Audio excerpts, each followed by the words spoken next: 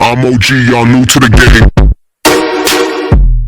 Alright, what's up everybody? It's Omar from Simply Car Things, and before I get into the video today, I just want to deeply apologize for the lack of uploads recently. It's been like a week and a half since I last posted a video, and I'll be honest you guys, I really don't have an excuse. I've just been straight slacking on the videos, so I'm really sorry about that. But I'm on winter break right now with school and everything, so I should be able to produce a lot more videos and more content.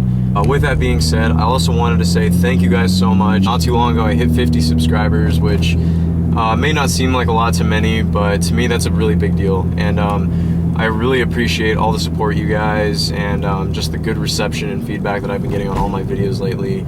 And it really does mean a lot, and it's such a great feeling knowing that you guys like the content that I put out, and I love doing this anyway. So but anyway, so with all that being said, today's video is going to be on talking about the BMW 328i versus the BMW 335i. Now, both of these cars, the 328i and the 335i, I've owned. My first car was an E92 328i coupe with the 6-speed manual transmission. I owned that car for just under a year and a half before purchasing a E92 335i. And now, like I said in one of my recent videos about owning a 335i as like a poor, broke college student, I've owned this car for now over 6 months, and I have a pretty good idea of what this car has been like, and you know, overall how it's been.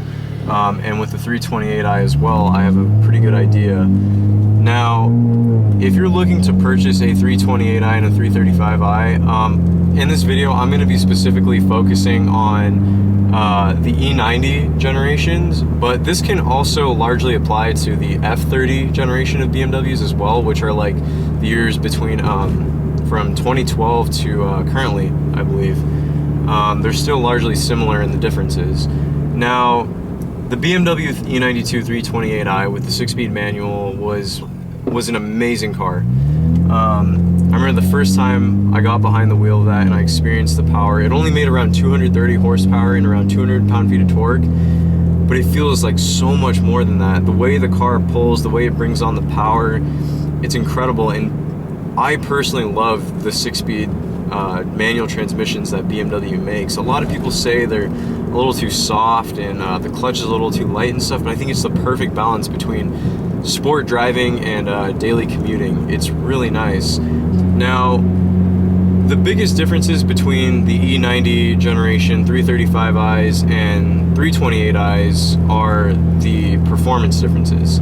When you're comparing them visually from both the exterior and interior standpoint, the cars almost look identical. Really, the only thing that kind of differentiates the 335i from the 328i is the fact that the 335 has the twin split exhaust.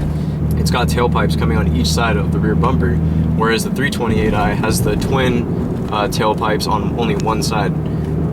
But yeah, other than the exhaust, the way that it's set up visually, the cars are almost identical from a look standpoint. The interior, they're all the same. Many of them even share the same exact components. Now, with that being said, like I said, the biggest differences are the powertrains. So if you're comparing the earlier models of the 335i and the 328i, power is the biggest difference between the two. If you want something that you can upgrade a lot and build a lot of power on, you really like speed and acceleration and the feeling of a turbocharged vehicle and the capability to tune it and whatnot, the 335i is hands down the way to go. There's no doubt about that. The 335i, even in its stock form, there's a significant difference in the power upgrade that you get. You can definitely feel it compared to the 328i, especially in the earlier years when the 328i was just being used under the naturally aspirated inline-six or the N52 motor. That's not to say that the 328i is slow. The 328 is a pretty quick car from stock. When you're actually driving the car, it feels a lot faster. And it's an excellent engine. I mean, BMW knows what they're doing when they're making inline sixes. That's their bread and butter when it comes to making straight six engines. They've been doing that for decades now, and they're good at it. The 328i, it's a reliable car. When I owned it, for the entire year and a half that I owned it, I had zero problems with it. The only thing I ever had to do was regular maintenance, like oil changes and stuff like that. I never had a single issue with the motor, none of the electronics, nothing on it. And that, my 328 had 111,000 miles when I sold it. The 328i, from a daily driving, reliability, commuter kind of standpoint, is an excellent car. You really can't go wrong with it. It has great looks, great luxury amenities and features, tons of power to suit your needs. But if you're really looking for that raw performance and that extra kick and oomph, the 335 is the way to go. And when I'm talking about the ability to make power on the 335i, it's significant.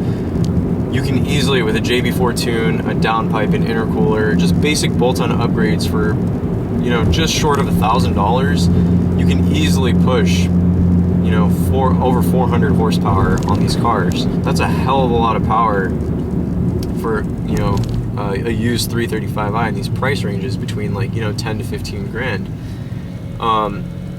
But the thing is like I stated in a previous video, the downfall of the 335i is its maintenance. And I've mentioned these in other videos before, like the fuel pump was one of the biggest things, injectors going out, gaskets prematurely failing. There's a lot of issues, and you're definitely going to need to have money set aside for this car. And like I've stated before, I would recommend to have around $2,000 saved away just for maintenance and stuff, especially if you don't know how to do a lot of it yourself.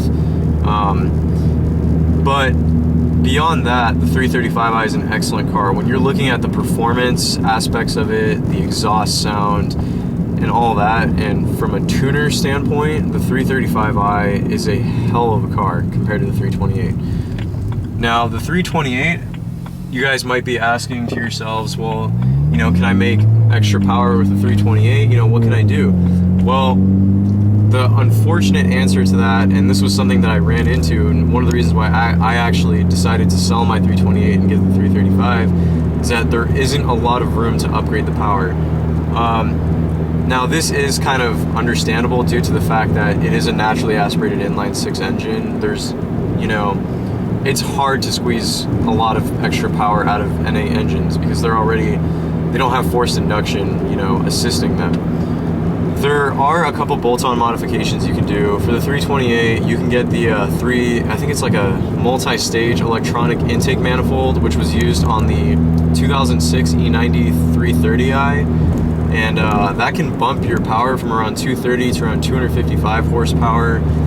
You can do things like get the M Performance exhaust, you know, an aftermarket intake and whatnot, but really, the aftermarket parts were actually quite expensive, and really you're not getting all that much power out.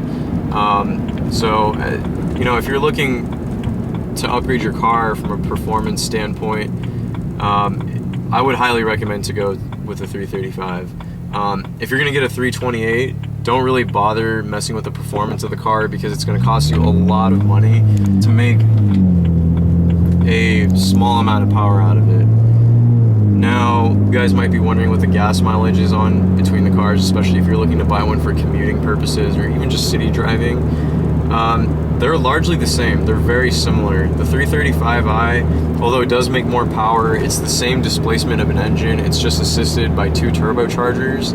So, I mean, combined on both cars, when I was driving them, I average around just about 20 miles per gallon.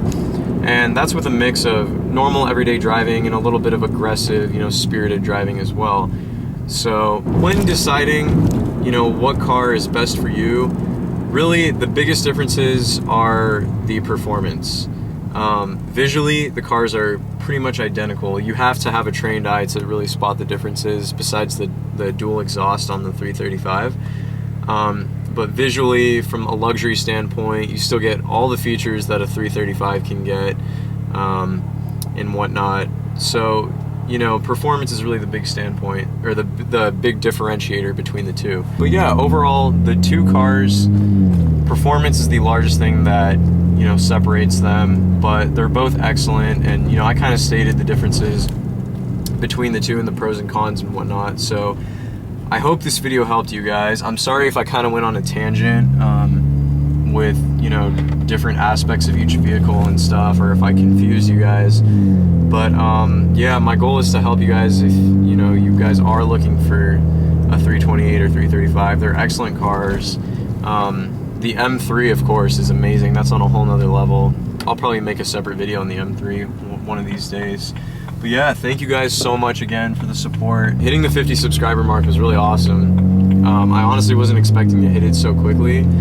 And yeah, just the support has been amazing overall, you guys. So I'm really appreciative of that.